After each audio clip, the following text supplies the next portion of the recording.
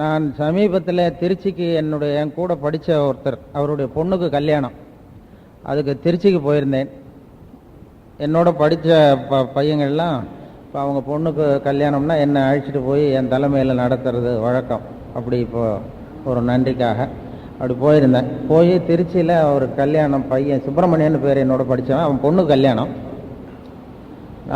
நீ வந்து பேசு இந்த கூட்டத்தில் அப்படின்னு சொல்லி பேச விட்டான். நான் பேசிக்கிட்டு இருந்தேன். கல்யாண வீட்லலாம் ரொம்ப நேரம் பேசக்கூடாது, எல்லோரும் சாப்பாட்டில் தான் யோசனையாக இருப்பாங்க, அதில் ரொம்ப பேசக்கூடாதுப்பா அப்படின்னேன். டேய் உனக்கு தெரியாத நீ பேசுகிற அப்படின்னா பேசினேன். பேசிக்கிட்டே இருந்தேன். கொஞ்ச நேரத்தில் ஒரு சீட்டு கொண்டு வந்து கொடுத்தான் சுப்பிரமணியன். இந்த மாதிரி பேச்சை நிறுத்தி விடாதே, தொடர்ந்து பேசு அப்படின்னு பேசினான். சரி பரவாயில்ல, இந்த கல்யாண வீட்டில் கூட பேச்சை வந்து தொடர்ந்து பேச சொல்கிறாங்க, பரவாயில்ல அப்படின்னு சொல்லி பேச ஆரம்பித்தேன். ஒரு 10 நிமிஷம் கழித்து மறுபடியும் அதே மாதிரி ஒரு சீட்டை கொண்டு வந்து கொடுத்தான். இப்போவும் நிறுத்திடாத, தொடர்ந்து பேசு அப்படின்னா. நான் பாட்டு பேசிக்கிட்டே இருந்தேன். ஒரு 4-5 சீட்டு வரைக்கும் கொடுத்தான். ஒரு 6வது சீட்டு வந்ததும் பார்த்து அதில் எழுதியிருந்தது, இனிமே பேச்சை நிறுத்தலாம், சாப்பாடு தயாராகிட்டுது அப்படின்னு. அது மாதிரி நான் அங்கே உட்காந்துருக்கும் பொழுது சங்கரன் வந்து என் காதை கடிச்சார், நீங்கள் பார்த்துருக்கலாம். அதை தான் சொன்னார், வேற ஒன்றும் இல்லை. அடுத்தவங்க வர்ற வரைக்கும் நீ நிறுத்தாத, பேசிக்கிட்டே இரு, வர வேண்டியவங்க இன்னும் வந்து சேரல, வந்துக்கிட்டு இருக்கிறாங்க, தருமபுரியிலேருந்து வாசுகி வந்துக்கிட்டு இருக்காங்க அப்படின்னு சொல்லி அவர் சொன்னார். இது ஒரு சங்கடமான அனுபவம் தான். அது எப்போதுமே, அதுவும் இல்லாமல் தலைவர் வேற வந்து சேரலை, தலைவர் வர வேண்டியவர் வரல. இந்த காலத்தில் அதுவும் தேர்தல் நேரம், தலைவர்கள்லாம் கொஞ்சம் போயிட்டா அந்த நாற்காலி இன்னொருத்தருக்கு கிடைச்சிருது பாருங்க, கொஞ்சம் ஏமாந்தா போச்சு. அப்படி இருக்கிற நேரம் இது. அதில் ஒரு அதிர்ஷ்டம், இப்படி சில பேருக்கு அதிர்ஷ்டமாக கிடைக்கும் அது மாதிரி நாற்காலிகள். எனக்கு இப்போ இந்த கம்பன் விழாவிலெல்லாம் இப்போ சமீப காலமாக ஒரு பெரிய ஆபத்து வந்திருக்கு. கம்பன் விழாக்கள், கம்பன் கழகங்களுக்கெல்லாம். கம்பன் கழகம் நிறைய நடக்குது, காரைக்குடியில் நடக்குது, சென்னையில், இங்கெல்லாம் எல்லா இடத்துலையும் பெரிய கம்பன் கழகங்கள் வச்சு பெருசாக நடத்துகிறாங்க. இந்த கம்பன் கழகத்துக்கெல்லாம் இப்போ சமீப காலமாக ஒரு பெரிய ஆபத்து. அது என்னன்னா, கம்பனை வந்து சரியாக படிக்காதவர்கள்லாம் அந்த மேடையில் ஏற ஆரம்பிச்சிட்டாங்க. அந்த வகையில் முதல் ஆள் நான் தான். காரைக்குடிக்கு கூப்பிட்டாங்க, அவர் பழனியப்பன் கூப்பிட்டார், காரைக்குடி கம்பன் விழாவில் நீ வந்து பேசணும்னு சொல்லி சென்னையில் என்னை வந்து கூப்பிட்டார். நான் சொன்னேன், சார் கம்பன்லாம் நான் படித்தது, நான் வந்து தமிழ் இலக்கியம் படிக்கலை, ஏதோ பியூசி படிச்சுட்டு விவசாயம் படிச்சுட்டு சொந்தமாக விவசாயம் பண்ணிக்கிட்டு இருந்தாள், கம்பராமாயணம்லாம் தெரியாது, அதனால் தெரிஞ்சவங்க அதை பேசுகிறது தான் நல்லது, என்னை கூப்பிடாதீங்கன்னு சொல்லி சொன்னேன். அதுவும் காரைக்குடி கம்பன் கழகம்ங்கிறது அதை பற்றி கேள்விப்பட்டிருக்கேன், ரொம்ப பெரிய அறிஞர்கள்லாம் பேசுகிற இடம், அதில் சாதாரண ஆள்லாம் ஏற முடியாது அந்த மேடையிலன்னு சொன்னாங்க. அதனால் கூப்பிட்டு கொண்டு போய் உங்கள் மேடைக்கு இதுவரைக்கும் சேர்த்து வச்சிருக்கிற கௌரவத்தை குறைச்சிக்காதீங்க அப்படின்னு சொன்னேன் பழனியப்பன்ட்ட. இல்லை சார் நீ வந்து ஏதாவது ஒரு 10 நிமிஷம் பேசினா கூட போகிறோம், வந்து ஏதாவது பேசினார். ஒன்றும் படிக்கலை சார், நான் வந்து பாடப்புத்தகத்தில் மனப்பாட பகுதியில் படிச்சிருக்கேன், பாடப்புத்தகங்களில் வரும் கம்பராமாயணம் மனப்பாட பகுதி, அதை வந்து நெற்று பண்ணி வச்சுக்கிட்டு அந்த சிறு குறிப்பு வரைக அப்படின்னு கேள்வி வரும் கம்பராமாயணத்தில். அண்ணலும் நோக்கினான் அவளும் நோக்கினாள், சிறு குறிப்பு வரைக அப்படின்னா ஒரு 10 வரி எழுதணும். அது மாதிரி எழுதி பழக்கம். அதுவும் அதை கூட நான் படிக்காமலே எழுதுறது உண்டு. அது 4000 திவ்ய பிரபந்தம் சிறு குறிப்பு வரைக அப்படின்னு ஒரு கேள்வி வந்தது. அது நான் என்ன எழுதினேன்னா, இது வந்து 4000 பாடல்களை கொண்டது, இது பிரபந்த வகையை சேர்ந்தது, படிப்பதற்கு திவ்யமாக இருக்கும், இப்படியே எழுதி போடுறது ஒரு 10 வரி. அவர் ஒன்று ஏதாவது ஒரு மார்க் போட்டுருவார். இப்படி வந்து கம்பராமாயண 2ஆம் குலோத்துங்க சோழன் சிறு குறிப்பு வரைகனா இவன் முதல் குலோத்துங்கனுக்கும் 3வது குலோத்துங்கனுக்கும் இடைப்பட்டவன், இப்படி எழுதி இப்படி தான் அண்ணல் நோக்கினான் அவளும் நோக்கினாள் அப்படின்னு எதையாவது எழுதி வாங்கணும். அதனால் வந்து கம்பராமாயண மேடையிலெல்லாம் என்னை கூப்பிடாதீங்க சார் அப்படின்னு சொன்ன கேட்கல அவர். சரி அவர் கூப்பிட்டாரேங்கிறதுக்கு அப்புறம் கொஞ்சம் படிச்சுக்கிட்டு இந்த பரீட்சைக்கு படிக்கிறது மாதிரி படிச்சுட்டு, ஏன்னா காரைக்குடி கம்பன் கழகம்னா பெரிய, எல்லாரும் பயமுறுத்தினாங்க, அது பெரிய இடம், நீ வந்து போய் கண்ணாமன்னு உளறிட்டு வராத அப்படின்னு. அப்புறம் போய் அதை படிச்சுட்டு போனேன். போய் ஒரு 10 நிமிஷம் படிச்சுட்டு பரீட்சைக்கு படிக்கிறது மாதிரி போனேன். அங்கே போய் ஏறினதும் பரீட்சையில் என்ன நடக்குமோ அதுவே நடந்தது. அங்கே போனது எல்லாம் மறந்துட்டுது. அப்புறம் ஏதோ அங்கே தோணுனதை நான் பேசி முடிச்சுட்டு வந்தேன். அதை கேட்டதும் என்ன பண்ணார், அவரே இதில் சென்னை கம்பன் கழகத்திலேருந்து வந்தாங்க. சார் இந்த வருஷம் நீ கம்பன் கழகத்தில் வந்து பேசணும்னாங்க. சார் போன தடவையே காரைக்குடியில் போய் ஏதோ சமாளிச்சுட்டு வந்தேன், இந்த தடவை கம்பன் கழகம்னா அதை கேட்டிருப்பீங்க, அது வரல சார், இதெல்லாம் வேண்டாம் அப்படின்னா. இல்லை சார் அதை வந்து கேட்டோம், காரைக்குடி கம்பன் கழகத்தில் பேசினதை கேட்டோம், இப்போ கச்சேரியிலலாம் ஒன்ஸ் மோருங்கிறாங்கல்ல, அது மாதிரி இன்னொரு தடவை வந்து அதையே பேசினா கூட போகிறோம், அதையே வந்து நீ இதில் புதுசாக தயார் பண்ண வேண்டாம், அப்படியே வந்து ராஜேஸ்வரி கல்யாண மண்டபத்தில் இதில் கம்பன் கழகத்தில் பேசினா அடுத்த வருஷம் கூப்பிட்டாங்க. அங்கே போய் அது மாதிரி பேசி அதே மாதிரி அங்கே பேசிவிட்டு வந்தேன். அதுக்கு பிறகு மூணாவதாக தான் விழுப்புரத்துலேருந்து வந்தாங்க. விழுப்புரத்துலேருந்து அவர் செட்டியார் ஐயாவும் அவங்க தலைவரும் வந்து நீ விழுப்புரம் கம்பன் கழகத்தில் பேசணும்னாங்க. நான் இதே பல்லவி சொன்னேன், சார் வேணாம் சார், நான் அதிகமாக படித்ததில்லைன்னு சொன்னேன். இல்லை ஏற்கனவே நீ 2 இடத்துல பேசுனது தெரியும் எனக்கு, வந்து அதை அப்படியே பேசினா போகிறோம் இங்கேயும் அப்படின்னு சொல்லி அவங்க சொன்னாங்க. இது ஒன்ஸ் மோர் கேட்குறது மாதிரி இருக்குன்னு அப்புறம் நானாக யோசித்தேன். இந்த கச்சேரியில் ஒரு கச்சேரியில் பாட்டு பாடினா இந்த ஒரு சீட்டு கொடுத்து அனுப்புவோம் வித்வானுக்கு. அதாவது இப்போ பாடினீங்களே ஒன்ஸ் மோர் அப்படின்னா அதே பாட்டை இன்னொரு தரம் பாடுங்க, அதே பேச்சை இன்னொரு தரம் பேசுங்கன்னு அவங்க கேட்டாங்களா. அது மாதிரி ஒரு கச்சேரியில் அப்படித்தான் மேடை கச்சேரியில் வித்வான் பாடிக்கிட்டே இருந்தார். ரொம்ப ஒரு தோடி ராகத்தில் ஒரு பாட்டை பாடினார் இடையில். உடனே அங்கேருந்து ஒரு சீட்டு வந்தது அவருக்கு, சார் இப்போ இந்த தோடி ராகத்தில் ஒரு பாட்டு பாடினீங்களே அது ஒன்ஸ் மோர் அதே இன்னொரு தரம் பாடுங்க அப்படின்னு வந்து. இந்த வித்வானுக்கு ரொம்ப சந்தோஷம், இப்படி வந்து நம்மளுடைய தோடி ராக பாட்டை இவ்வளோ ரசித்து கேட்குறாங்களே அப்படின்னு சொல்லி அதை மறுபடியும் பாடினார். பாடி முடித்ததும் இன்னொரு சீட்டு வந்தது, அதே மாதிரி ஒன்ஸ் மோர் அதே பாட்டை இன்னொரு தரம் பாடுங்க சார் அப்படின்னு அவரே கொடுக்குறாரு. அதே ஆள் கொடுத்தவரே மறுபடியும் சீட்டை கொடுத்தாரு. இன்னும் அப்போ பரவாயில்ல, இந்த ராகத்துக்கு இவ்வளவு வரவேற்பு இருக்கேன்னு சொல்லி மறுபடியும் பாடினார். இப்படி ஒரு 3-4 தடவை அதே பாட்டை திருப்பி பாடுன்னு அந்த அதே ஆள் கொடுத்துட்ருக்காரு சீட்டை. 7வது தடவை சீட்டு வந்தது, சார் ஒன்ஸ் மோர் அதே பாட்டை நீங்கள் பாடுங்க அப்படின்னு. இவர் பார்த்தார், இவருக்கே எரிச்சல் வந்துடுது, 7 தடவை பாடிட்டார் அந்த பாட்டை. இவருக்கு எரிச்சல் வந்து அந்த சீட்டை கொடுத்தவர்கிட்ட இன்னும் எத்தனை தடவை தான் ஏன் இதே மாதிரி சீட்டை கொண்டு வந்து கொடுப்பேன்னுட்ட அப்படின்னாரு. அப்போ அவர் சொன்னாராம், அந்த ராகத்தை நீ சரியாக பாடுற வரைக்கும் கொடுத்துக்கிட்டு இருப்பேன் அப்படின்னு இருக்காரு. அதுதான் இப்போ இந்த விழுப்புரம் கம்பன் கழகம் அதுதான் பண்ணியிருக்கு. அதாவது நான் சரியாக பேசுகிற வரைக்கும் திருப்பி கம்பன் கழகத்தில் நீ பேசி தான் ஆகணும் அப்படின்னு சொல்லி கூப்பிட்டுக்கிட்டு இருப்பாங்க போட்டிருக்கேன். அதுதான் இதை வந்து நான் பெருமையாக நினச்சிக்கக்கூடாது. அதாவது ஏதோ காரைக்குடியில் பேசுனதுனால மெட்ராஸில் கூப்பிட்டதுனால விழுப்புரத்தில் கூப்பிட்டாங்கன்னு அர்த்தம் இல்லை. அது நான் இப்போ வரும்பொழுது தான் நானாக யோசனை பண்ணி பார்த்தேன். காலையில் வரும்பொழுது எதுக்கு இப்படி கூப்பிட்றாங்க, நம்ம ஒன்றும் பெரிய அதிகமாக அதில் ஒன்றும் விவரமாக படித்து சொல்லலையே அப்படின்னு. அப்போ தான் இது மாதிரி சரியாக பேசுகிற வரைக்கும் விட மாட்டாங்க போட்டிருக்கு அப்படின்னு நினச்சி அப்படி பண்ணிட்டு வந்தோம். அதனால் வந்து இதை வந்து சரியாக படித்தவர்கள் நிறைய நாளைக்கு இதெல்லாம் பேச போகிறாங்க. அடுத்து இந்த வாசுகிலாம் பேச போகுது. அவங்கெல்லாம் கம்பராமாயணத்தை படித்து அதிலேயே அது கரை கண்டவர்கள், அதை பற்றிய விவரங்களை சொல்லுவாங்க. எப்பொழுதுமே கம்பராமாயணத்தை பற்றி தெரியாதவங்களை என்ன பண்ணுவாங்கன்னா கம்பன் கழகத்தில் இந்த பட்டிமன்றம் சிறப்புரையெல்லாம் போட மாட்டாங்க. முன்னிலை வைத்தல் அல்லது தொடக்க உரை அல்லது தலைமை உரை இப்படி எதையாவது போட்டுருவாங்க. அது கம்பனை பற்றி அதிகமாக தெரிய வேண்டாம். அதான் அங்கே வந்து இப்போ இன்றைக்கி எந்த தலைப்பும் வேணாம் சார், தொடக்க உரைன்னு போட்டுடுறோம்ட்டு வந்தாங்க என்கிட்ட. அங்கே வரும்பொழுது தலைப்பே வேண்டாம், தொடக்க உரைன்னு போட்டுறோம், வந்து ஏதாவது பேசிட்டு போடும் அப்படின்னு சொல்லிட்டு தான் வந்தாங்க. இப்போ அவங்கெல்லாம் வரல, தலைவர் வரல, இன்னும் வாசிக்கும் வரலன்னதும் வந்து மெதுவாக அவர் கேட்டார் சங்கரன். வந்ததும் என்ன தலைப்பில் சார் பேச போகிறீங்க அப்படின்னாரு. அங்கே வந்து நீ என்ன வேணாலும் பேசணும்னு சொல்லிட்டு இங்கே வந்து என்ன தலைப்பில் பேச போகிறேன் அப்படின்னாரு. இல்லை சார் எதையாவது பேச வரேன்னு சொல்லுங்கள், நான் பேசிட்டு வந்துடுறேன் அப்படின்னு சொல்லி சொன்னேன்.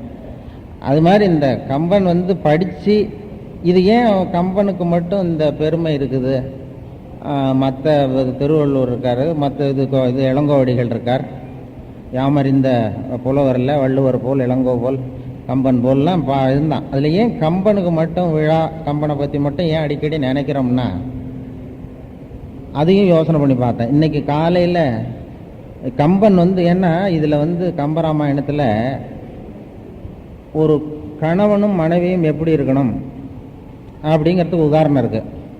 எப்படி இருக்கக்கூடாதுங்கிறதுக்கும் உதாரணம் இருக்குது. ஒரு அண்ணனும் தம்பியும் எப்படி இருக்கணும் அப்படின்னா அதை பார்த்து தெரிஞ்சுக்கலாம். எப்படி இருக்கக்கூடாதுங்கிறதையும் அதை பார்த்து தெரிஞ்சுக்கலாம். ஒரு மனித நேயம்ங்கிறது எப்படி இருக்கணும்னா அது தெரிஞ்சுக்கலாம். அது மாதிரி எல்லாத்துக்கும் நம்ம குடும்ப உறுப்பினர்கள், ஒரு தம்பி எப்படி இருக்கணும், அண்ணன் எப்படி இருக்கணும், அப்பா எப்படி இருக்கணும், எல்லாத்துக்கும் அதில் இது இருக்குது உதாரணம். அதனால தான் அடிக்கடி சொல்லிகிட்டு இருக்க வேண்டியிருக்கு. சகோதர பாசம்னா என்ன, ஒருத்தன் அண்ணனும் தம்பியும் எப்படி வாழணும் அப்படின்னு புத்தி சொல்லணும்னா ராமனும் லட்சுமணனும் மாதிரி வாழுங்க அப்படின்னு சொல்ல முடியும். ஒரு கணவனும் மனைவியும் எப்படி வாழணும்னா ராமனும் சீதையும் மாதிரி வாழுங்க அப்படின்னு சொல்லலாம். அது மாதிரி நம்ம ஒரு தலைவனும் தொண்டனும் எப்படி இருக்கணும் அப்படின்னா ராமனும் அனுமானம் மாதிரி இருக்கணும் அப்படின்னு சொல்லலாம். இதை வேற இதில் சொல்ல முடியாது. இப்போ கோவலனும் கண்ணகியும் போல நீங்கள் வாழுங்க அப்படின்னு சொல்ல முடியுமா? முடியாது. இல்லை சரி வேண்டாம், கோவலனும் மாதவியும் போல நீங்கள் வாழுங்க அப்படின்னா அவன் ஏற்கனவே அப்படித்தானே வாழ்ந்துக்கிட்டு இருக்கேன்மா. இது உதாரணம் காட்டுறதுன்னா கூட இதுதான் பொருத்தமாக வரும். ராமனும் சீதையும் போல வாழுங்கள். அதனால தான் அது நீடிச்சு இருக்கு. இன்னைக்கு காலையில் தினமலர் பத்திரிகையை நான் லாட்ஜில் பார்த்தேன். பாலாஜி லாட்ஜில் வந்து தங்கும் பொழுது அங்கே கிடந்தது. இந்த கொஞ்சம் உட்காருங்க சார், இந்த ரூம்லாம் க்ளீன் பண்ணி தரேன் அப்படின்னு சொல்லிவிட்டு இந்த பேப்பரை படிச்சுக்கிட்டு இருங்கன்னு கொடுத்தாரு தினமலர். அதில் 3வது பக்கத்தை பார்த்தேன். 3வது பக்கத்தில் போட்டிருக்கு, ஒரு அண்ணனுக்கும் தம்பிக்கும் தகராறு வந்து கொலையில் முடிஞ்சிருக்கு. நம்ம சகோதர பாசத்தை பற்றி பேச போகிறோம் இன்னைக்கு. பார்த்தா அண்ணனுக்கும் தம்பிக்கும் தகராறு வந்து கொலையாம். அது காரணம் என்னன்னா தம்பி வீட்டு கோழி அண்ணன் வீட்டுக்கு போட்டு தான். இவ்வளவுதான் விவகாரம். இவங்க வீட்டு கோழி அவன் வீட்டுக்கு போய் அது வார்த்தை விவகாரமாகி அது கொலையில் முடிஞ்சிருக்கு. இன்னைக்கு தினமலரில் 3வது பக்கத்தில் வந்திருக்கு. பார்த்தேன் காலையில். இங்கே தான் உங்கள் ஊருக்கு பக்கத்தில் தான் இங்கேயும் நடந்திருக்குது. அப்படி இருக்கிற இடத்துல நீங்கள் சகோதர பாசத்தை சொல்ல வேண்டிய அவசியம் இருக்கா இல்லையா? கம்பனை பற்றி அடிக்கடி நினைக்கணும். கம்பராமாயணத்தை பற்றி சொல்ல வேண்டிய அவசியம் இருக்குது. சகோதர பாசம்னா என்ன ஏதுன்னு. ஏன்னா அப்படி ஆயிட்டுது. சகோதர பாசம்ங்கிறது இப்போலாம் ரொம்ப. இப்போ எனக்கு கூட பிறந்த தம்பி ஒருத்தன் இருக்கான். ஊரில் விவசாயம் பார்த்துக்கிட்டு இருக்கிறான். அடிக்கடி போகிறதில்ல, ஒரு 2 மாதம் ஒரு தரம் அப்படி போனால் போன தடவை பார்த்துட்டு உன்னை எங்கேயோ பார்த்தது மாதிரி இருக்கேங்கிறான். 2 மாதத்துலேயே ராமன் 12 காட்டுக்கு வனவாசம் போயிட்டு வந்ததுக்கப்புறம் தேடிகிட்டே பின்னாடி போயிருக்கான் ஒரு தம்பி. இவன் எங்கேயோ பார்த்தது மாதிரி இருக்க அப்படிங்கிறான். அது அப்படி ஆயிட்டுது இப்போ காலம். அதனால் இவங்களுக்கெல்லாம் இப்போ நீ ராமாயணத்தை தான் சொல்ல வேண்டியிருக்குது. ஒருத்தன் வந்து ஒரு பையனை ஒருத்தனை கூப்பிட்டு வந்தான் கூட ஒரு ஆளை. இது யார் அப்படின்னா இவன் வந்து எனக்கு தூரத்து உறவுன்னு நானா. இவன் வந்து இதாக இருக்கானே, இவன் என் தூரத்து உறவு அப்படின்ட்டுருக்கான்.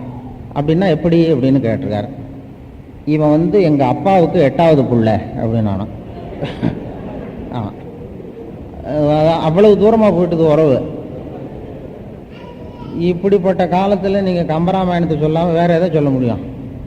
அதனால தான் இந்த கம்பனை பற்றியும் ராமனை பற்றியும் எதையாவது நம்ம ஜனங்களுக்கு சொல்லிகிட்டே இருந்தால் அப்போவாவது ஒரு அண்ணன் தம்பியாக இருப்பானா? அண்ணனும் தம்பியும் சண்டை போடாமல் இருப்பாங்களா? கணவனும் மனைவியும் சண்டை போடாமல் இருப்பாங்களா?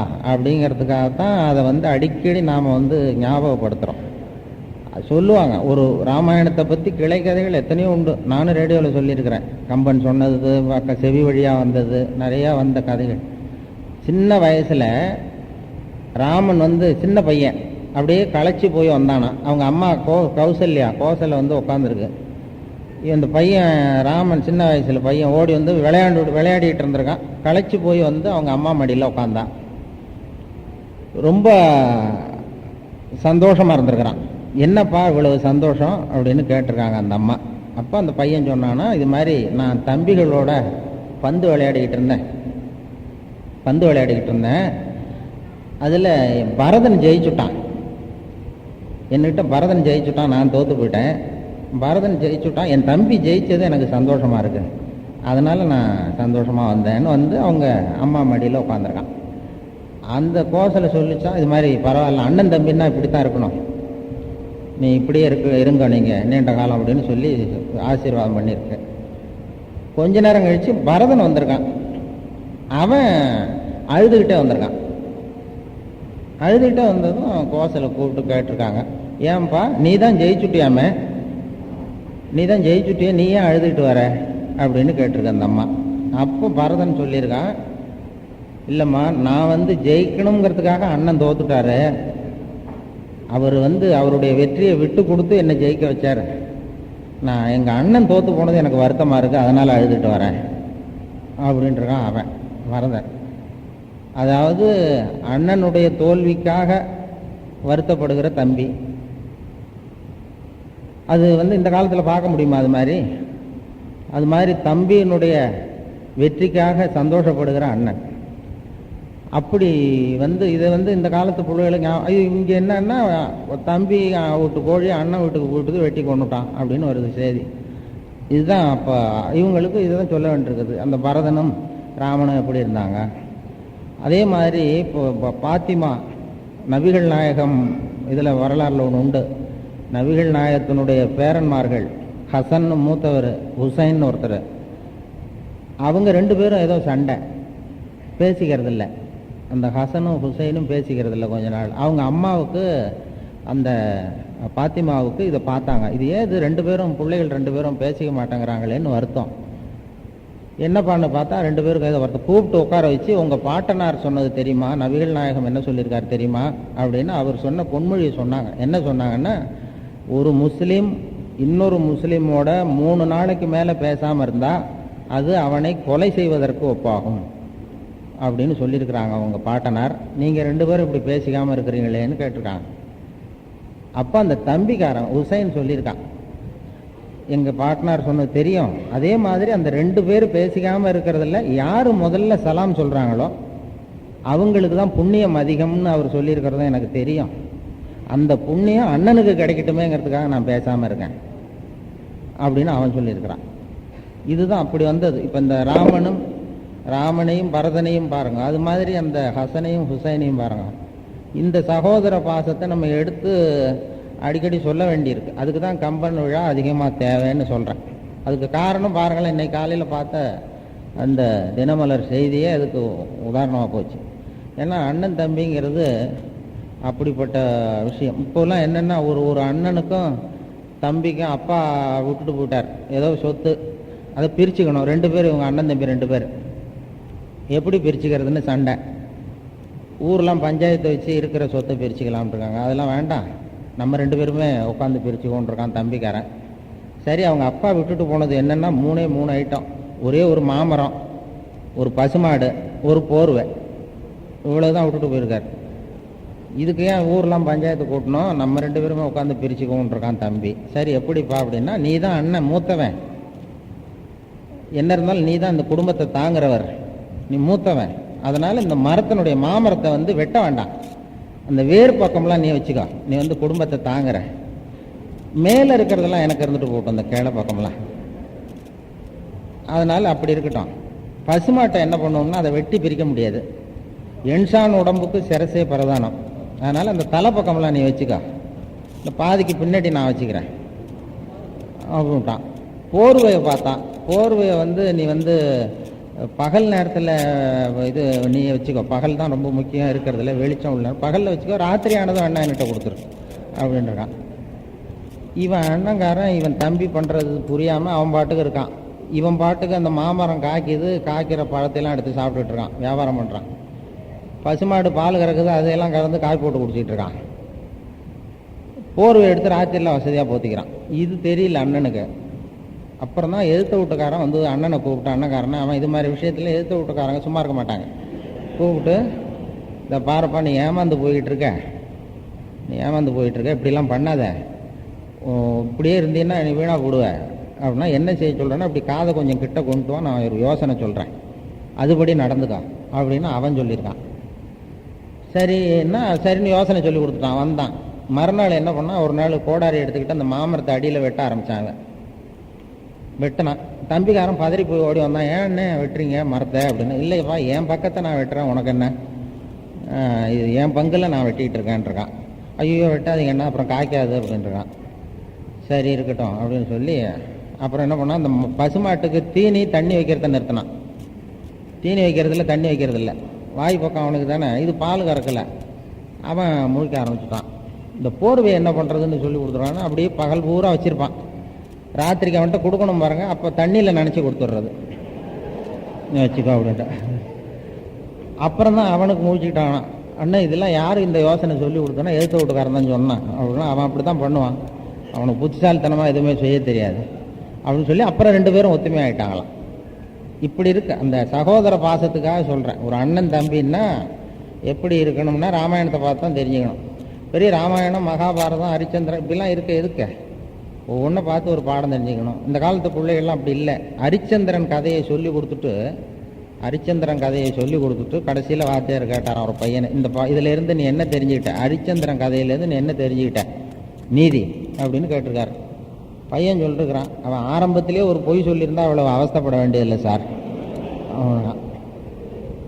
சரி போதும் அப்படின்னு சொல்லிட்டு ராமாயணம் ராம லட்சுமணன் மாதிரி பஞ்சபாண்டவர்கள் மாதிரி வாழணும் அப்படின்னு சொல்லி பஞ்சபாண்டவர்கள் கதையெல்லாம் சொல்லி ராமனும் லட்சுமணன் மாதிரி வாழுங்கள்ங்கிறது மாதிரி பஞ்சபாண்டவர்கள் மாதிரி நீங்கள் வாழுங்க தருமன் அப்படின்னு சொன்னாங்க. அப்போ ஒருத்தன் எழுதி சொன்னேன், சார் நாங்கள் எங்கள் வீட்லேயும் நாங்கள் அண்ணன் தம்பி 5 பேர் பஞ்சபாண்டவர்களாக தான் வாழ்ந்துக்கிட்டு இருக்கிறோம், பஞ்சபாண்டவர்கள் மாதிரியே வாழறோம் அப்படின்ட்டு இருக்கான். எப்படிடான்னாராம், சொத்து பூரா சூதாட்டத்தில் விட்டுட்டோம், அதே மாதிரி இப்போ பஞ்சத்தில் பாண்டவர்களாக வாழ்ந்துக்கிட்டு இருக்கோம் அப்படின்னு சொல்லி அவன் சொன்னான். இப்படி இந்த புராணங்கள்லாம் நீங்கள் ராமாயணத்தை அப்படி காட்ட முடியாது. அதில் என்னென்னா அதான் எப்படி இருக்கணுங்கிறதுக்கும் அதில் வழி இருக்குது, எப்படி இருக்கக்கூடாதுங்கிறதுக்கும் அதில் இருக்குது. அது அந்த காவியத்தினுடைய வெற்றி அது இல்லைன்னா அது மாதிரி முடியாது. அதில் இந்த பரதன்கிற பாத்திரத்தை பற்றி எல்லாரும் பெருமையாக சொல்லுவாங்க. அதில் ரொம்ப நுணுக்கமான விஷயம்லாம் கம்பர் கொண்டு வந்திருக்கிறார். என்னென்னா வால்மீகி ராமாயணத்துக்கு பிறகு எத்தனையோ ராமாயணம் வந்தது, அதெல்லாம் இருக்கிற இடம் தெரியாமல் போயிட்டுது. கம்பராமாயணம் தான் அதை விட ஒருபடி மேலே போய் நின்றுது. அது கம்பராமாயணத்தினுடைய வரவு தமிழ் கவிதை உலகத்துக்கே ஒரு பெரிய புத்துணர்ச்சியை ஊட்டுச்சுன்னு இலக்கியவாதிகள்லாம் சொன்னாங்க. அதுக்கப்புறம் தான் கவிதைன்னா என்ன, கவிதை நயம்னா என்ன, தமிழ் கவிதையினுடைய நயத்தை அதுக்கப்புறம் தான் புரிஞ்சுக்க ஆரம்பித்தோம்னு பெரியவங்கள்லாம் சொல்லியிருக்கிறாங்க. அது மாதிரி அவர் கொண்டு வந்தார். பரதனை யாருமே புரிஞ்சுக்கல. இப்பவும் சொல்லுவாங்க, என்னை யாருமே புரிஞ்சிக்க மாட்டேங்கிறாங்க சார், எங்கள் அப்பாவுக்கும் என்ன புரிய மாட்டேங்குது, எங்கள் அம்மாவுக்கும் புரிய மாட்டேங்குது, என்னை புரிஞ்சுக்கிறதுக்கு ஆளே இல்லை அப்படின்னு இளைஞர்கள், இந்த காலத்தில் இளைஞர்கள் சொல்லுவாங்க.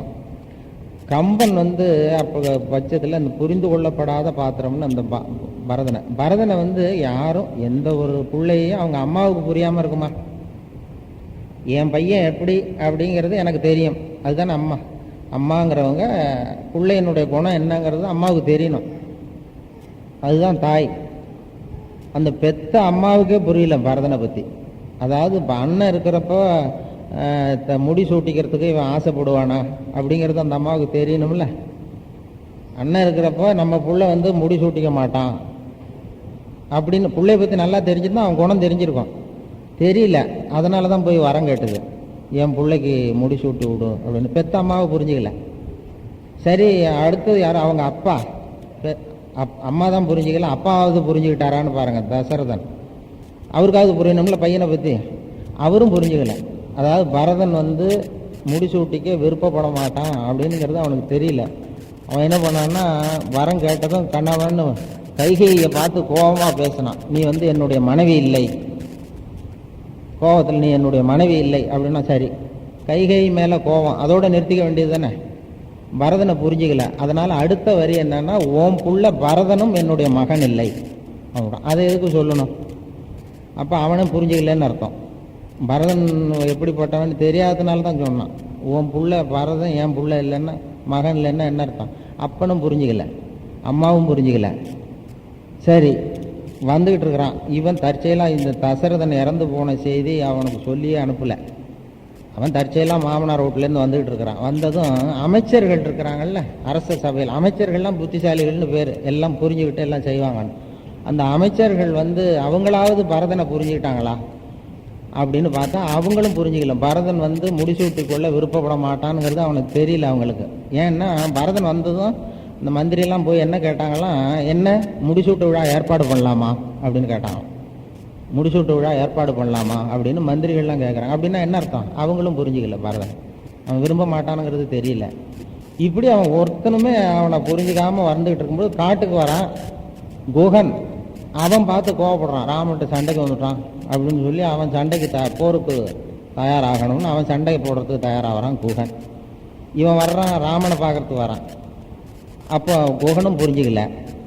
அந்த ஆற்றை கடந்து வந்துக்கிட்டு இருக்கும்பொழுது இந்த பக்கத்தில் இறங்கும்போது லட்சுமணன் பார்த்துட்டு கோவப்படுறான், இவன் வந்துட்டான் பரதன் அப்படின்னு சொல்லி. அப்போ ராமன் தான் அடக்கிறான், பேசாம இரு, பொறுமையாரு அப்படின்னு. அப்போ பரதனை பற்றி லட்சுமணன் கூட பிறந்தவனுக்கும் புரியல, இப்படி யாருக்குமே புரியல. சரி எல்லாத்தையும் விடுங்க, ராமன் அவதார புருஷன், ஒரு காப்பியத்தினுடைய நாயகன், அவனாவது புரிஞ்சுக்கிட்டானா அப்படின்னா அதுவும் இல்லை.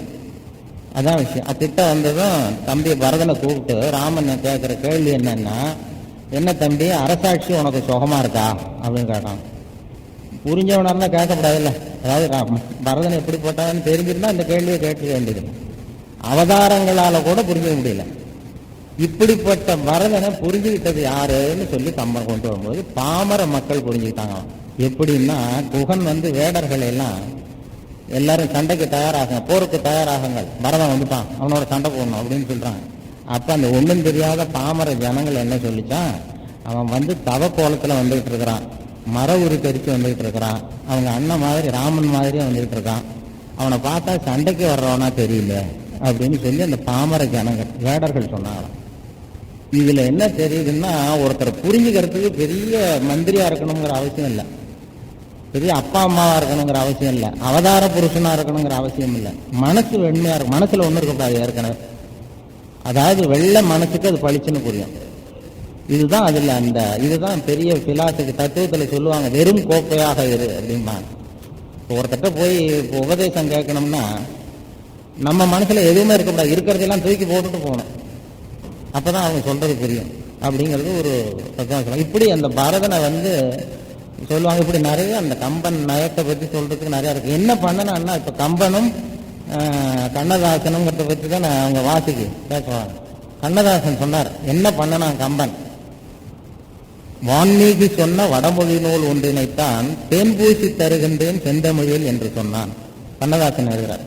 கண்ணதாசன் கம்பனை பற்றி எழுதும்போது, வான்மீகி செய்த வடமொழி நூல் ஒன்றினைத்தான் தேன்பூசி தருகின்றேன் செந்தமிழில் என்று சொன்னான். சீதைக்கு தமிழ்நாட்டு சேலையினை கட்டி வைத்தான், ஸ்ரீராமன் ஒழுக்கத்தில் தென்னாட்டு பண்பு வைத்தான். அதுவும் எழுதலாம். அதை வான்மீகி சொன்னது தேன்பூசி கொடுக்குற, சீதைக்கு தமிழ்நாட்டு சேலையை கட்டி வைக்கிறேன், ராமனுடைய நடத்தையில தமிழ்நாட்டு பண்பை கொண்டுட்டு வர்றேன், அதை கொண்டு வந்தான் அப்படின்னு சொன்னான். அது பார்க்கலாம் அப்பப்போ. அந்த சீதைக்கு தமிழ்நாட்டு சேலைன்னா என்ன, கூப்பிட்டு காஞ்சிபுரத்தில் ஒரு பட்டு புடவை எடுத்து கட்டி விட்டான்னு அர்த்தம் இல்லை. அந்த தமிழ் பண்பாடு, தமிழ் இதை பழக்கத்தை அதில் கொண்டு, அது எந்த இடத்துல புரிஞ்சுக்க முடியும்னு சொல்றேன். இப்போ சீதை காட்டுல காட்டுக்கு வந்த பிறகு தசரதன் செத்து போட்டான்னு செய்தி வருது. தசரதன் செத்து போட்டான்னு செய்தி. அங்க இருக்கிறது ராமன், லட்சுமணன், சீதை. சீதை உடனே அழணும். தமிழ்நாட்டு பொண்ணுக்கு என்ன பழக்கம்னா, ஒரு அழணும்னா இன்னொரு பொண்ணை கட்டி பிடிச்சிட்டு தான் அழும். நம்ம இது சாவு வீட்டுல எல்லாம் பார்க்கலாம். ஒப்பாரி வைக்கிறதுனா ஒரு பொண்ணு இன்னொரு பொண்ணை கட்டி பிடிச்சிட்டு அழகுதான் தமிழ்நாட்டு பழக்கம். அந்த காட்டுல சீதை தனியா இருக்கு, பக்கத்துல இருக்கிறது லட்சுமணன், ராமன். இப்ப சீதை அழணும், தசரதன் செத்து போட்டான், இன்னொரு பொண்ணை கட்டி பிடிச்சிட்டு அழணும். இது தமிழ்நாட்டு பழக்கம். இதுக்கு கம்பன் அந்த இடத்துல என்ன கொண்டு வர்றான்னா, சீதை அழுதாலாம், இன்னொரு பொண்ணை கட்டி பிடிச்சிட்டு அழுதா. யாருன்னா, நிலமெனும் செவிலி மேல் வைத்த கையினால், அதாவது பூமாதேவியை கட்டி பிடிச்சிட்டு அழுதா அப்படின்னு போட்டுறான். அதாவது கீழே உட்காந்து நிலமெனும் செவிலி மேல் வைத்த கையினால். இதுதான் அந்த சீதைக்கு தமிழ்நாட்டு சேலையினை கட்டி வைத்தானுங்கிற மாதிரி அது பாரு. தமிழ்நாட்டில் ஒரு பெண்ணு சோகம்னா இன்னொரு பெண்ணை கட்டி பிடிச்சி தான் அழணும்.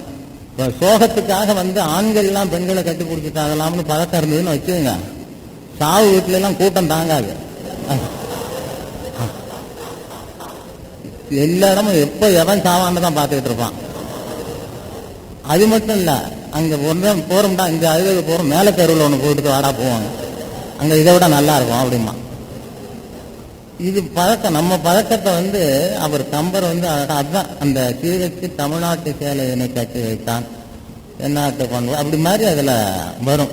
அதுல வர்றதுதான் அது மாதிரி அதே மாதிரி ஒரு கணவன் மனைவி எப்படி இருக்கணும் அப்படிங்கிறதுக்கு அதுதான் உதாரணம். சகோதர பாசத்தை பத்தி சொன்ன மாதிரி கணவனும் மனைவியும்னா அந்த இப்போ அதான் ஒரு இதுக்கு இப்போ ஒரு இது மாதிரி கம்பராமாயண விழாவுக்கு ஒருத்தர் பேச்சாளர் பேச போனார்.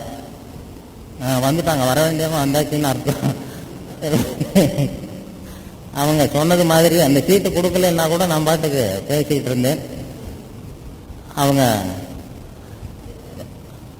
வாங்க, உங்களுக்காக தான் பேசிக்கிட்டே இருக்கேன், நீங்கள் வாங்க. அந்த கம்பன் அந்த கண்ணதாசனை பற்றி அவங்க சொல்லுவாங்க. அவங்க வரலேன்னு தான் அந்த சப்ஜெக்டில் ஏற்ற ஆரம்பித்தேன், வந்தாங்க. அதுபோல் இந்த இதெல்லாம் வந்து இப்போ கணவன் மனைவின்னா இப்போ இந்த காலத்தில் வந்து அதை உதாரணமாக காட்டுவாங்க. சீதையையும் ராவணையும் உதாரணமாக காட்டி சொல்லுவாங்க. ஒரு ஒரு ஒரு பேச்சாளரே இது மாதிரி ஒரு மீட்டிங்கு போனாராம். கம்பராமாயண கூட்டத்தில் பேச போகிறேன், நீயும் வர்றியான்னு கேட்டிருக்கார் மனைவியை. நான் வந்து ஒரு பேச்சாளர், சிறப்பு பேச்சாளராக போகிறேன், நீயும் வர்றியா அப்படின்னு கேட்டிருக்காரு. அந்த அம்மா சொல்லித்தான், அதுக்கெல்லாம் நான் வரமாட்டேன், நீ போயிட்டு வா, நீ போய் பேசுகிற, போயிட்டு வா, அது கேட்கறதுக்குன்னு அவங்க இருக்கிறாங்க, நான் தான் தினம் கேட்டுக்கிட்டு இருக்கேனே அப்படின்ட்டு. இல்லை இல்லை, நீ என்ன இப்படி சொல்கிற, ராமன் வந்து காட்டுக்கு போகிறேன்னு சொன்னதும் சீதையும் உடனே காட்டுக்கே போகலையா புறப்பட்டு, நான் என்ன உன்னை காட்டுக்காக கூப்பிட்றேன், ஒரு மீட்டிங்க்கு தானே கூப்பிட்றேன், அது வரைக்கும் வந்தா என்ன அப்படின்னு கேட்டிருக்காரு. அப்போ அந்த அம்மா சொல்லிச்சான், அது வந்து சீதை ஒன்றும் விவரம் தெரியாமல் போகல, வீட்டில் வயசான மாமனார், 3 மாமியார், மைத்துனர்கள் 2 பேர், இதுக்கெல்லாம் வடித்து கொட்டுறதை விட பேசாமல் அங்கே போய் இலை தழையை தின்னுக்கிட்டு காலத்தை தள்ளலாம் அப்படின்னு அப்படி போச்சு சாமர்த்தியமா. எனக்கு என்ன அது மாதிரி தொந்தரவு, நீ போயிட்டு வான்னு தான். அதாவது இப்போலாம் அது மாதிரி அந்த சொல்லி பார்த்துருக்கிறார். காட்டுக்கு விளையாட்டாக கூட சில பேர் கேட்குறது உண்டு, நான் காட்டுக்கு போகலாம்னு நினைக்கிறேன், காட்டுக்கு போகலான்னு நினைக்கிறேன் அப்படின்ட்டு ஒரு மனைவிகிட்ட ஒருத்தர் சொல்லியிருக்கிறான். உடனே எதிர்பார்ப்பு என்னென்னா, நானும் உடனே காட்டுக்கு வரேன், நீ எங்கே போனாலும் கூடவே வரேன், சீதை மாதிரின்னு சொல்லுவாங்கன்னு சொல்லி நான் காட்டுக்கு போகலான்னு நினைக்கிறேன்னு இருக்கான். அந்த அம்மா சொல்லித்தான், நீ எங்கே வேணாலும் போகிறதுக்கு முன்னாடி எங்கள் அப்பா வீட்டில் கொண்டாந்து விட்டுட்டு போ அப்படின்னு சொல்லிச்சு அப்படின்னு சொல்லி இவர் சொல்லுவாங்க. அது மாதிரி இந்த நல்ல பழக்கம், ஒருத்தருக்கு உதாரணம் காட்டணும்னா மனித நேயத்துக்கு உதாரணம் காட்டணுமா அல்லது இது மாதிரி காட்டணும்னா அதுதான். இப்போ அந்த ராமராஜ்யம்னு சொல்லுவாங்க, ராமராஜ்யம் வரணும் ராமராஜ்யம் வரணும்னு சொல்லி. அதில் என்னென்னா, இந்த நிறைய கதைகள் கம்பனில் சொன்னது சொல்லாதது இப்படி நிறைய இருக்குது, நிறைய சின்ன சின்ன செவி வழியாக வந்ததெல்லாம் சொல்லிகிட்டு இருக்கிறோம். ஒரு ராமராஜ்யம்னா எப்படி இருக்கணும் அப்படிங்கிறது தானே எல்லாரும் பேசுவாங்க. அரசியல்வாதிகள்லாம் இப்போ ராமராஜ்யம் நடக்கணும். ஒரு ராமராஜ்யம் நடந்துக்கிட்டு இருக்கிறப்ப ஒரு நாய்க்குட்டி வந்து தான் தலையில் அடிபட்டு, தலையில் அடிச்சு விட்டார், யாரோ அடிச்சிட்டாங்க. ராமர்கிட்ட வந்து முறையிடுது, உன்னுடைய ஆட்சியில் இது மாதிரி என்னை யாரோ அடிச்சு விட்டாங்க என் தலையில் அப்படின்னு. யார் அடித்ததுன்னு பார்த்தா ஒரு வேத சாஸ்திரம்லாம் படித்த ஒருத்தர், அவர் அடிச்சிருக்காரு. இந்த நாயை தலையில் அடிச்சு விட்டார், தலை உடஞ்சி போச்சு. இப்படி ராமராஜ்யத்தில் இப்படி நடக்கலாமா, இது வந்து அநியாயம் அப்படின்னு சொல்லி முறையிட்டிருக்கு. ராமருக்கே கோபம் வந்துட்டு தான், இது மாதிரி நம்ம நாட்டில் எந்த ஜீவராசிக்கும் இடைஞ்சல் வரக்கூடாது, ஒரு நாய்க்குட்டி கூட இது மாதிரி அடிபடக்கூடாது, தலையில் ரத்தம் விழுது, என்ன ஆச்சுன்னு கேட்டிருக்கு. ஒரு வேத சாஸ்திரம்லாம் படிச்சுட்டு வந்தவர் குளிச்சுட்டு வந்தார், அவர் அடிச்சுட்டார் என்ன, அவர் கையில் இருந்த குச்சியால். உடனே அவரை கூப்பிட்டுட்டு வா அப்படின்ட்டு இருக்கார் ராமர். உடனே கூப்பிட்டு வந்தாங்க. கூப்பிட்டு வந்து என்ன நடந்தது அப்படின்னா, நான் குளிச்சுட்டு வந்தேன், ரொம்ப ஆச்சாரமாக வந்தேன், இது குறுக்க வந்து என் மேலே பாஞ்சுது, என்னை அசிங்கப்படுத்திடுது, அதனால் நான் அடிச்சுட்டேன்னார். எப்படி இருந்தாலும் என்னுடைய ஆட்சியில் இது மாதிரி தவறெல்லாம் நடக்கக்கூடாது, அடிக்கக்கூடாது, அதனால் உனக்கு தண்டனை கொடுக்க போகிறேன் அப்படின்னார் ராமர். என்ன தண்டனை கொடுக்கறதுன்னு யோசனை பண்ணாங்க. இந்த நாய்க்குட்டியவே கேட்டாராம் ராமர், இந்த பாரு, உன்னை அடித்த அந்த பெரியவருக்கு என்ன தண்டனை கொடுக்கணுங்கிறத நீயே முடிவு பண்ணு அப்படின்ட்டுருக்கார்.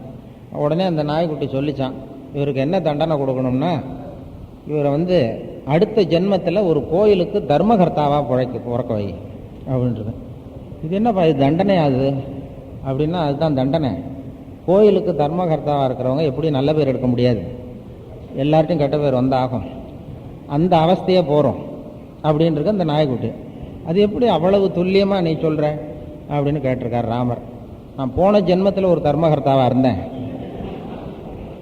இந்த ஜென்மத்தில் நாயாக பிறந்திருக்கிறேன் அவர் சொல்லி அவர் சொன்னாராம். இது இப்படி அந்த சொல்லுவாங்க, அந்த நியாயம்னா எதுக்குமே இது வரக்கூடாது, நல்லதாக நடக்கணும் அப்படின்னு சொல்லி நிறைய அந்த கம்பராமாயண விஷயங்கள்ல சொல்லுவாங்க. சொல்லுவதில் இந்த இதமாக சொல்லுவது, பிரியமாக சொல்லுவதுங்கிற விஷயம்லாம் அதில் வரும்.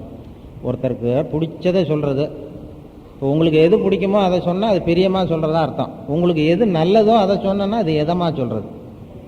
இது கம்பராமாயணத்தில் நிறைய இடங்களில் பார்க்கலாம். இப்போ உங்களுக்கு நீங்கள் வந்து இப்போ எலெக்ஷன் டயத்தில் ஒரு நீங்கள் நில்லுங்க சார், இந்த தொகுதியில் ஜெயிச்சிருவீங்க, நீங்கள் தான் ஜெயிக்க போகிறீங்க அப்படின்னு சொல்கிறது பிரியமாக சொல்கிறது.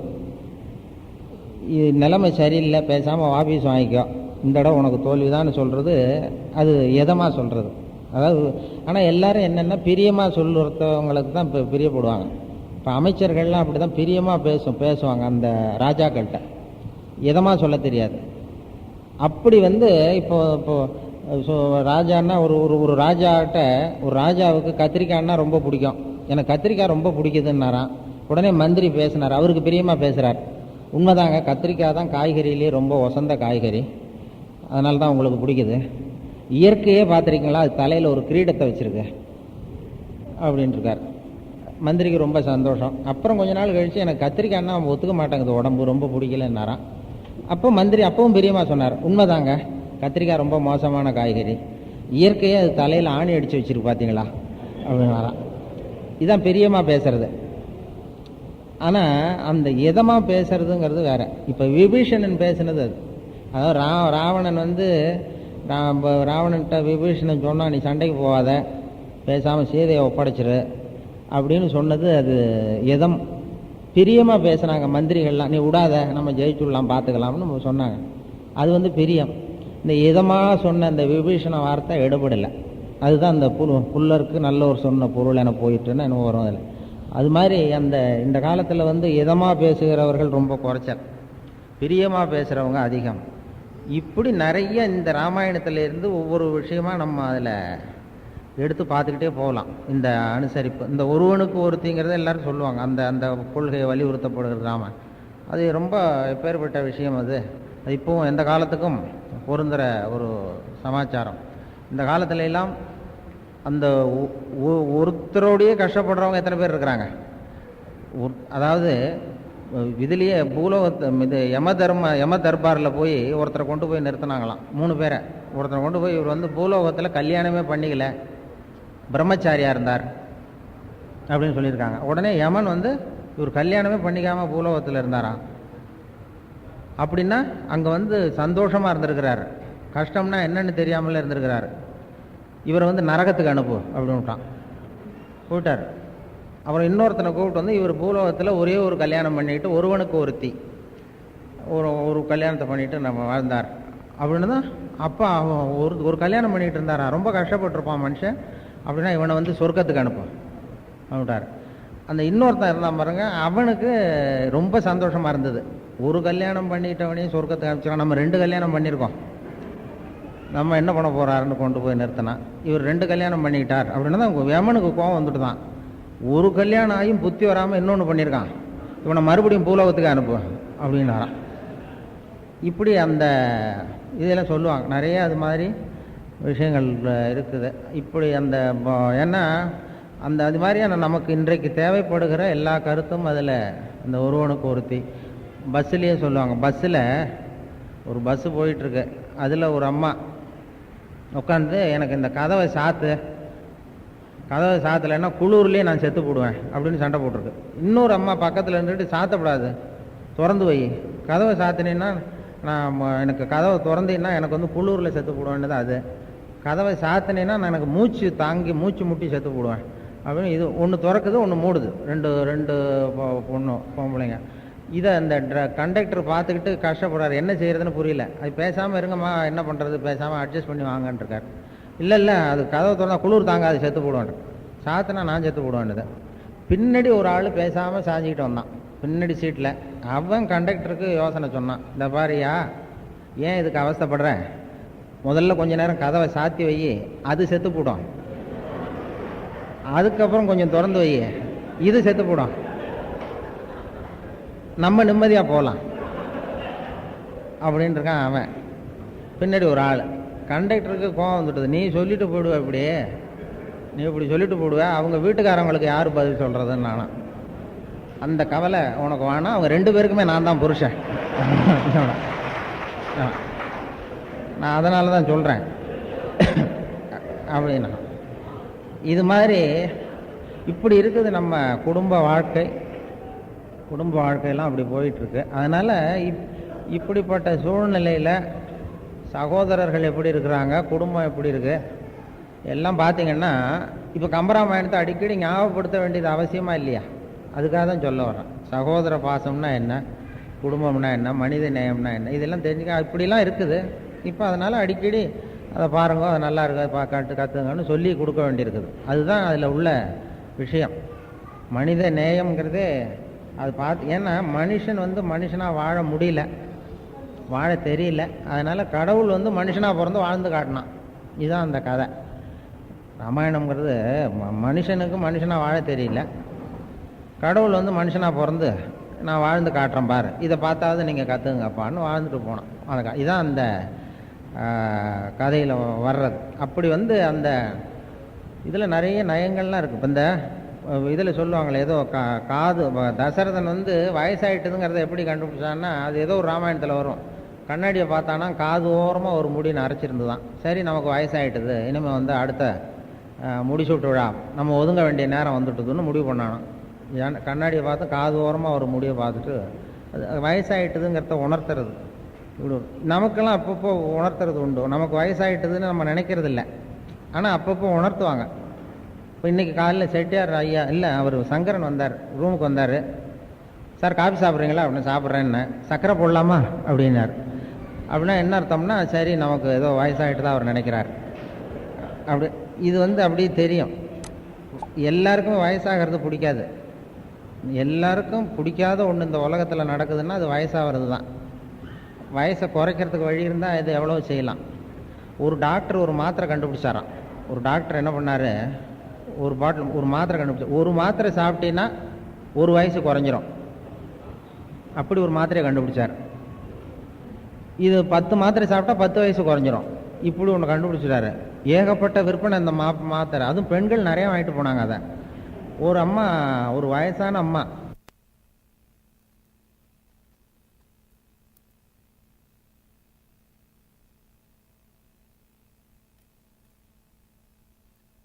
ஒரு 70 வயசு இருக்கும். அது எனக்கு ஒரு பாட்டில் மாத்திரை கொடுன்னு வாங்கிட்டு போச்சு.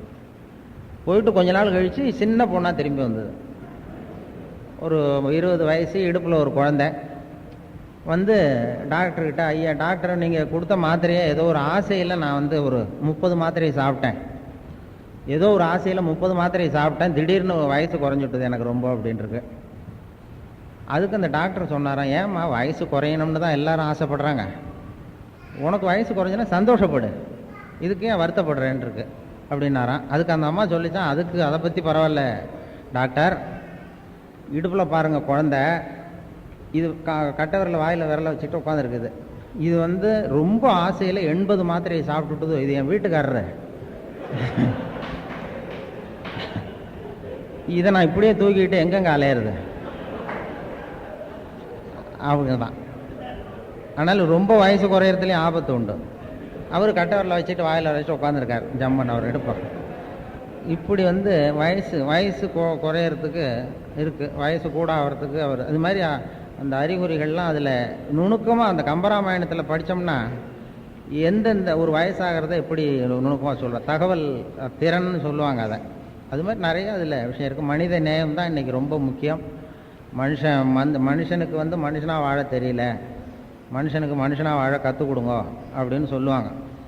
அதை அதுக்கு கம்பராமாயணம் தான். அதை படித்தா போகிறோம், படித்தா எப்படி இதாக இருக்கிறதுன்னு தெரியும். இப்போ சகோதர பாசம் இப்போ மனுஷனை எதெல்லாம் ஒரு கோழி பிரித்து விடுதுன்னு பேசணும் பாருங்க. ஆரம்பத்தில் ஒரு அண்ணன் தம்பி பிரித்து விடுது கோழி. அது மாதிரி ஒரு கட்சி பிரிக்குது இன்றைக்கி. ஒரே வீட்டில் ஒரு ஆளுக்கு ஒரு கட்சியில் இருப்பான், அவங்க 2 பேரும் பேசிக்கிறதில்ல. எங்கள் சொந்தக்காரங்களே அப்படி இருக்காங்க. ஒரே வீட்டில் அண்ணனும் தம்பியும் பேசிக்க மாட்டான். கேட்டால் அவன் ஒரு கட்சி அவன் ஒரு கட்சியுமா. இப்படி இருக்குது அந்த இது. அதே மாதிரி எல்லாம் பிரிச்சிடும். எதுவும் இடம் இப்போ நல்ல இந்த இதெல்லாம் படித்து சகோதர பாசம்னா என்னென்னு புரிஞ்சுக்கிட்டவன் அதுக்கு இடம் கொடுக்க மாட்டான். உண்மையாக நடந்த ஒரு கதை. இப்போ மேயர் ஸ்டாலின் இருக்கார்ல, இப்போ மெட்ராஸில் ஸ்டாலின் இருக்கார், திமுக இளைஞர் அணி தலைவர். அவருக்கு பிறந்த நாள் விழா. அதுக்காக தமிழ்நாடு பூரா வேனில் லாரியில் ஆள் வராங்க. இளைஞர்கள் நிறையா அவருக்கு மாலை போட்டு மரியாதை பண்ணி வாழ்த்து தெரிவிச்சுட்டு திரும்பி வந்துட்டு இருக்கிறாங்க. எல்லாம் கொடி கட்டி திமுக கொடி கட்டி போயிட்டுருக்கு. இளைஞர் ஸ்டாலினுக்கு பிறந்தநாள் விழா போனாலும் திரும்பி ரொம்ப உற்சாகமாக எல்லாம் போயிட்டுருக்குறாங்க. திரும்பி வர்றப்போ அந்த திமுக கொடியோடு வந்த ஒரு வேன் வந்து திண்டிவனத்தில் ஒரு பெரிய ஆக்சிடெண்ட் ஆகிடுது. திண்டிவனத்தில் நடந்தது. ஆக்சிடெண்ட் ஆகி அதில் ஒரு 4 பேர் இறந்து போயிட்டாங்க. மீதி ரொம்ப அடிபட்டு கஷ்டப்பட்டுக்கிட்டு இருந்தாங்க. அந்த அந்த உடனே அங்கேருந்து ஒருத்தர் ஓடி வந்து பார்த்து 4 பேர் போயிட்டாங்க. உடனே தூக்கிட்டு ஆஸ்பத்திரியில் கொண்டு போய் சேர்த்து அந்த 4 பேருக்கு அட்ரஸ்லாம் வாங்கி அவங்க வீட்டுக்கெலாம் தகவல் கொடுத்து எல்லாம் பண்ணி அதுக்கப்புறம் அவங்க குணமான பிறகு இவரே ஒரு வேன் ஏற்பாடு பண்ணி அவங்களெல்லாம் வீட்டுக்கு அனுப்பி வச்சுட்டார். யார்? அந்த இவர் திண்டிவனத்தில் ஒருத்தர். அவர் யாருன்னா அவர் வந்து அந்த ஊர் அதிமுக இளைஞரணி செயலாளர். இது என்ன பாதுன்னு கேட்டிருக்கிறாங்க. திமுககாரருக்கு நீ போய் உதவி பண்ணியிருக்கியா? அண்ணா திமுகன்னா கட்சி என்ன சார் கட்சி, மனுஷன் தானே முக்கியம்னாராம் அவர். அதுதான் அது மாதிரி அந்த கட்சி வந்து பிரிச்சிடக்கூடாது. அந்த கட்சி வந்து அண்ணன் தம்பியை பிரிக்கக்கூடாது. அது மாதிரி அந்த வேறுபாடுகள் எதுவும் வரக்கூடாதுங்கிறது இதெல்லாம் வந்து இதில் கற்றுக்கிட்டு தான் பார்க்கணும். இதில் பார்த்தா தான் தெரியும். அது மாதிரி மனித நேயம்னா மனிதனுடைய மரியாதை இப்போ யாருக்கும் தெரியறதில்ல. மனுஷனுடைய வேல்யூ என்னென்னு போட்டு பார்த்தாங்க. மனிதனுடைய வேல்யூ என்னென்னு தெரியும்னா ராமாயணத்தை படித்தாதான் தெரியும். கெமிஸ்ட்ரி படித்தவங்கள ஒருத்தர் கேட்டார் மனிதனுடைய வேல்யூ என்னன்னு.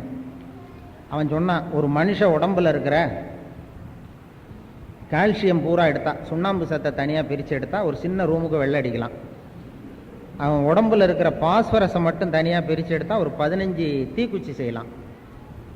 அவன் உடம்பில் இருக்கிற இரும்பு சத்தையெல்லாம் தனியாக எடுத்தால் 2 அங்கலம் ஆணி 2 செய்யலாம்.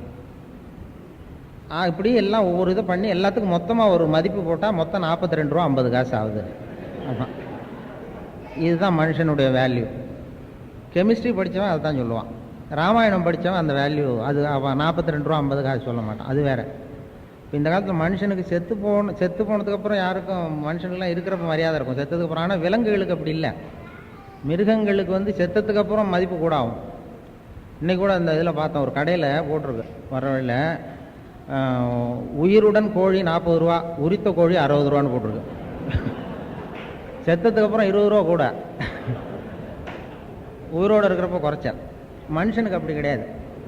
இவன் வந்து செத்ததுக்கு அப்புறம் யாரும் திரும்பி பார்க்கணும். இருக்கிறப்ப அவனுக்கு வேல்யூ ஜாஸ்தி. இந்த கிட்னியை கூட 15,000 ரூபாய்க்கு விற்கலாம். இருக்கிறப்ப ஒரு உறுப்பை எடுத்து நல்ல விலைக்கு விற்றுடலாம். செத்ததுக்கு அப்புறம் பிரயோஜனப்படாது. அது மாதிரி மனுஷனை வந்து மனுஷன் புரிஞ்சுக்கணும் அப்படிங்கிறது தான் அதில் முக்கியம். அந்த ராமாயணத்தில் முக்கியமாக அந்த சகிப்புத்தன்மை, அதில் இன்றைக்கு வேண்டிய ரொம்ப முக்கியமான குணம் சகிப்புத்தன்மை ராமாயணத்தில் கற்றுக்கணும். சகிப்புத்தன்மைக்கு அதில் ஏகப்பட்ட உதாரணங்கள், எத்தனையோ இக்கட்டான நெருக்கடிகள் வரும். நம்ம உலகத்தில் சர்வதேச சகிப்புத்தன்மை ஆண்டுன்னெல்லாம் கொண்டாடினாங்க. ஒரு 2-3 வருஷத்துக்கு முன்னாடி சர்வதேச சகிப்புத்தன்மை ஆண்டு அப்படின்னு கொண்டாடினாங்க. அதனால் அந்த சகிப்புத்தன்மையை தெரிஞ்சுக்கணும்னாலும் அதுதான். இப்போ நானே கடந்த கொஞ்ச நேரமாக உங்களுடைய சகிப்புத்தன்மையை நான் பார்த்துக்கிட்டு இருக்கிறேன். அதனால எப்படி இது ராமாயணம், அதாவது கம்பராமாயணத்தை படிக்காமலே ஒருத்தர் எப்படி பேச முடியுங்கிறதுக்காக நீங்களும் அதை பொறுமையாக கேட்டுக்கிட்டு அதை விட்டுட்டு வேறு என்னென்னமோ சொல்லி ஏதோ கம்பராமாயணத்தை சம்மந்தப்படுத்துறது மாதிரி, அப்படி அந்த சகிப்புத்தன்மையை இந்த இதில் நல்ல நானும் சொல்லியிருக்கிறேன் சகிப்புத்தன்மை பற்றி. சகிப்புத்தன்மைனா எப்படின்னா, ஒரு டாக்டர் ரூமில் இருக்கார். அந்த டாக்டருக்கு வெளியில், ரூமுக்கு வெளியில் வரிசையாக ஒரு பெஞ்சு போட்டுருந்தான். அதில் 40 பேர் உட்காந்துருக்கான் வரிசையாக. டாக்டரை பார்க்க வந்தவன் எல்லாரும் 40 பேர் என்னென்னா சட்டையை கேட்டி சுருட்டி வச்சுருக்கான். பக்கத்தில் மேல் சட்டையை சுருட்டி வச்சுருக்கான். 40 பேர் வாயிலையும் 40 தெர்மாமீட்டர் வச்சுருக்கு. 40 பேரும் வாயை மூடிட்டே உட்காந்துருக்கான். வந்தது என்ன, அது ஒருத்தன் அந்த தெரு கடைசியில் செவுத்தில் ஆணி அடிச்சிருக்கான். விரல் நசுங்கி போச்சு ஒருத்தனுக்கு. சரி நம்ம தெரு டாக்டர் தானேன்னு உடையாந்தான். அந்த நர்சம்மா வந்து, நீ 41வது ஆளாக உட்காரு, கியூவில் உட்காருன்றது. இல்லைம்மா, நான் வந்து சும்மா விரலை தான் நசிக்கிட்டு வந்திருக்கேன், ஏதாவது ஒரு டிஞ்சர் இருந்தால் கொஞ்சம் போட்டு விடுங்கன்றிருக்கான். அதெல்லாம் முடியாது, உனக்கு ரூல் தெரியாது, நீ போய் அந்த வரிசையில் உட்காரு அப்படின்னா சரின்ட்டு போய் உட்காந்தான். அங்கேருந்து உடனே சட்டையை கட்டி சுருட்டி வை பக்கத்துலன்றிருக்கு. எல்லோரும் மாதிரியும், இல்லைம்மா விரல் தானே நசுக்கியிருக்கான், அதெல்லாம் கேட்காத சுருட்டு வேணும். சரின்னு சட்டையை கேட்டானா, சுருட்டான், பந்து மாதிரி வச்சுட்டான். வாயை திறந்தான். ஒரு தெர்மாமீட்டரை வச்சுட்டு ஓடி போச்சு. இவன் வாயை மூடிக்கிட்டே யோசிக்கிறான், இது எதுக்கு இது மாதிரி தெர்மாமீட்டர் வச்சு பார்க்குறாங்க, விரலை தானே நசுக்கிட்டு, எல்லாரும் விரலை நசுக்கிட்டு வந்திருக்கானா அப்படின்னு பார்த்தா எல்லாரும் விரலை நல்லா இருக்கு. சரி, இவன் அடுத்தவன் நீ எதுக்குடா வந்தேன்னு கேட்கணும்னு பார்க்குறான், வாயை திறக்க முடியல. அவனும் ஏதோ சொல்லணும்னு நினைக்கிறான். இந்த 40 பேரும் ஏதோ பேசணும்னு நினைக்கிறாங்க. வாய் பலூன் மாதிரி உப்பிருக்கு, ஆனால் என்ன சொல்ல வரான்னு தெரியல. கண்ணெல்லாம் செவந்துருக்கு, ஏதோ நினைக்கிறான், சொல்ல முடியல. சரின்ட்டு பொறுமையாக உட்காந்துருந்தான். கொஞ்ச நேரம் கழித்து அந்த நர்ஸு ஓடி வந்து ஒரு தெர்மாமீட்டராக எடுத்துக்கிட்டு அவங்க டெம்பரேச்சர்லாம் குறிச்சிக்கிட்டு போய் அவன் எல்லா தெர்மாமீட்டரும் கலெக்ட் பண்ணிவிட்டு யார் யார் பேர் என்ன வெங்கட்ராமன் ராமசாமி என்னென்ன டெம்பரேச்சர் எல்லாம் குறித்து கொண்டு போய் டாக்டர்கிட்ட கொடுக்கறது போயிட்டு. அப்புறம் இவன் கிளம்புனான். யார் இந்த விரலை நசுக்கிட்டு வந்தவன் கத்த ஆரம்பித்தான். என்ன சார் ஊர் உலகம்லாம் ரொம்ப கெட்டு போச்சு, எதுக்கு எடுத்தாலும் தெர்மாமீட்டர் வச்சு பார்க்குறாங்க, நான் விரலை தானே நசுக்கிட்டு வந்தேன், ரொம்ப மோசமாக போட்டாங்க டாக்டர்லாம் அப்படின்னு கத்துறான். அப்போ இதுக்கு இந்த பக்கமாக இருந்தாலும் 40வது ஆள் அவன் அட்வைஸ் பண்ணுறான் சகிப்புத்தன்மையை பற்றி. இது மாதிரி சர்வதேச சகிப்புத்தன்மை ஆண்டுப்பா. இது சகிப்புத்தன்மை இது மாதிரி சந்தர்ப்பத்தில் தான் நாம் கற்றுக்கணும். இது மாதிரி சந்தர்ப்பத்தில் நம்ம சகிப்புத்தன்மையை வளர்த்துக்கணும். இப்போ என்ன கொஞ்ச நேரம் தெர்மாமீட்டர் வச்சு பார்க்கறதுனால உனக்கு என்ன குறைஞ்சி போச்சு, அதுக்கே அப்படி கத்துற, பேசாமல் இரு அப்படின்றான். அவனுக்கு இன்னும் கோவம் வந்துட்டுது. விரலை நசுக்கிட்டு வந்தவனுக்கு, நீ எனக்கு இவ்வளவு புத்தி சொல்றியடா, நீ எதுக்கடா வந்த அப்படின்றான். நான் தபால் கொடுக்க வந்தவன் ஐயா, நான் தினம் இப்படி வருவேன் தபால் கொடுக்க, சட்டையை கழட்ட சொல்லுவாங்க, கழட்டு வைப்பேன், தெர்மாமீட்டர் வச்சு பார்ப்பாங்க, மறுபடியும் போட்டுக்கிட்டு போய் தபாலை கொடுத்துட்டு நான் பாட்டு போவேன். இதில் என்ன இருக்குது, சகிப்புத்தன்மையை வளர்த்துக்கணும் சார் எல்லாரும், ரொம்ப ஒருத்தரும் டென்ஷன் ஆகக்கூடாது அப்படின்னு சொல்லி இது பண்ணாங்களாம். அது மாதிரி உங்கள் சகிப்புத்தன்மையை வளர்த்துக்கிறதுக்கு நான் கொஞ்ச நேரம் உதவி இருக்கிறேன் அப்படின்னு நினைக்கிறேன். அதனால் ரொம்ப நேரம் பேச முடியாது, பேச வேண்டியவங்க முன்னாடியே வந்துட்டாங்க. அது எப்போதுமே ஒரு விவரமாக பேசுகிறதுக்குன்னு ஒருத்தரை கூப்பிடுறது வழக்கம். அந்த கம்பராமாயணத்தை பற்றி அதுக்காக வந்திருக்கிறார்கள். ரொம்ப நேரம் பேசுகிறதுனா சொல்லுவாங்க, இப்படி நேரங்காலம் தெரியாமல் பேசிக்கிட்டு இருக்கும் பொழுது வரிசையில் ஒருத்தர் ஏதோ பையை எடுத்து திறந்து எடுத்தாராம். என்னென்னா ரிவால்வர். ஒரு பேசுகிறவர் பயந்து போய், ஏன் சார் இப்படி பயமுறுத்துறீங்க, போதும்னு சொன்னால் நிறுத்திட்டு போகிறேன், எதுக்கு இப்படி ரிவால்வரெல்லாம் காட்டி பயமுறுத்துறீங்கன்றான். அப்போ அவர் எழுந்திரிச்சு நின்று சொன்னார், ஐயோ நீங்கள் பயப்படாதீங்க சார், நீங்கள் எவ்வளோ நேரம் வேணாலும் இங்கே பேசலாம், நீங்கள் பாட்டு பேசிக்கிட்டே இருங்க, நாங்கள் சுட மாட்டோம், இது இந்த துப்பாக்கி உங்களை சுடுறதுக்கு இல்லை, உங்களை இங்கே அழைச்சிட்டு வந்தவங்கள சுடுறதுக்கு.